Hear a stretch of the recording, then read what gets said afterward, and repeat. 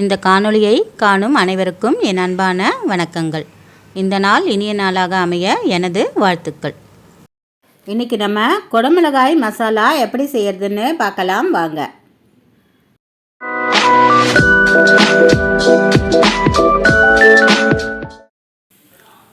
குடமிளகாய் மசாலா செய்யறதுக்காக நான் 3 குடமிளகாய் எடுத்திருக்கேன். குடமிளகாயை சின்ன சின்ன துண்டாக நறுக்கி வச்சுருக்கேன். ஒரு வெங்காயம் பொடியை நறுக்கி வச்சுருக்கேன். கருவேப்பிலை கொஞ்சம் எடுத்து வச்சுருக்கேன். ஒரு தக்காளி எடுத்து வச்சுருக்கேன். ஒரு வாணலியை அடுப்பில் வச்சு 2 கரண்டி எண்ணெய் ஊற்றிக்கலாம். எண்ணெய் காஞ்சதும் கடுகு, உளுந்து, சீரகம், சோம்பு இது 4த்துலேயும் ஒரு 1/4 டீஸ்பூன் போட்டுக்கலாம்.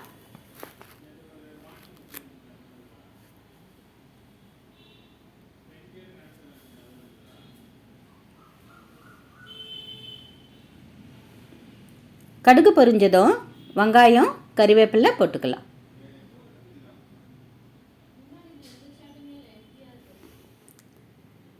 வெங்காயம் நல்லா வதங்கட்டும்.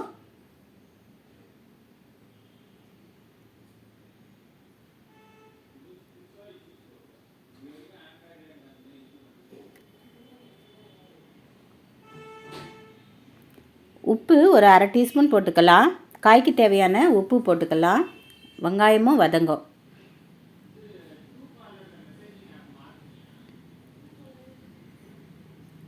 வெங்காயம் நல்லா வதங்கிடுச்சு. இஞ்சி பூண்டு விழுது ஒரு 1/4 டீஸ்பூன் அளவுக்கு போட்டுக்கலாம்.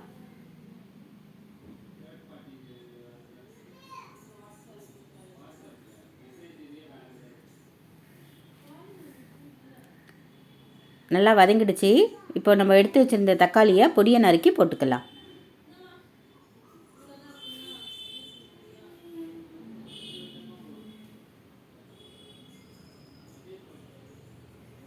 தக்காளி நல்லா வதங்கட்டும். அதனால் ஒரு மூடி போட்டு வேக வைக்கலாம்.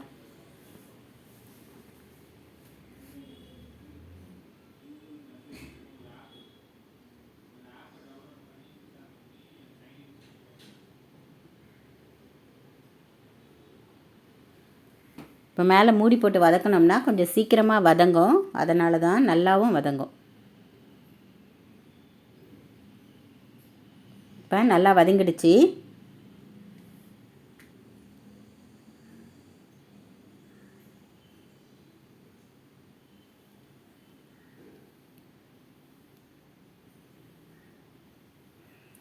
மஞ்சள் தூள் 1/4 டீஸ்பூன் போட்டுக்கலாம். குழம்பு மிளகாய் தூள் ஒரு 1/2 டீஸ்பூன் அளவுக்கு போட்டுக்கலாம்.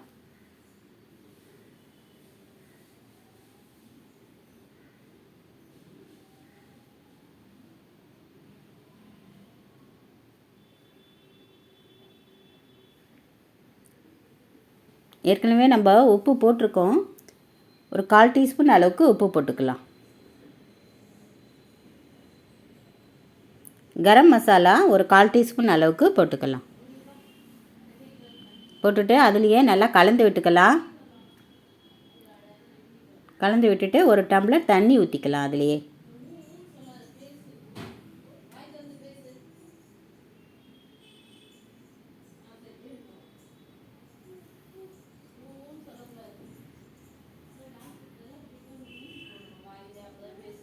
தண்ணி ஊற்றி நல்லா கலந்து விட்டுட்டு அதுலேயே நம்ம நறுக்கி வச்சுருக்க குடமிளகாயை போட்டுக்கலாம்.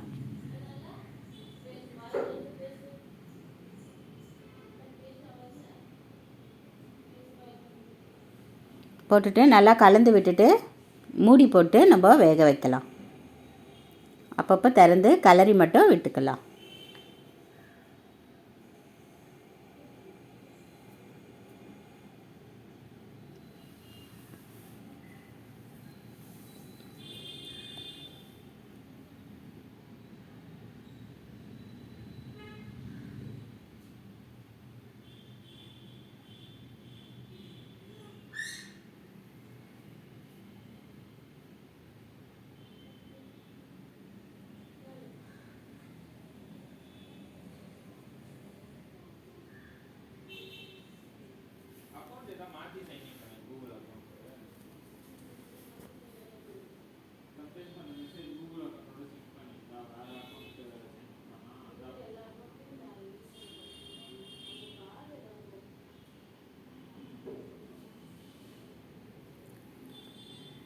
கொத்தமல்லி கொஞ்சம் போட்டுக்கலாம்.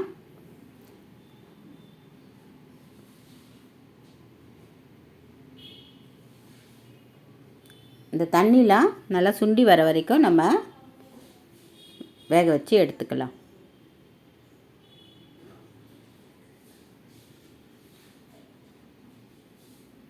இப்போ குடமிளகாய் மசாலா ரெடி ஆகிடுச்சி. இந்த ருசியான குடமிளகாய் மசாலாவை நீங்களும் செய்து பாருங்கள். வீடியோ உங்களுக்கு பிடிச்சிருந்தா லைக் பண்ணுங்கள், ஷேர் பண்ணுங்கள், சப்ஸ்கிரைப் பண்ணுங்கள். இந்த காணொளியை பார்த்த அனைவருக்கும் என் நன்றிகள்.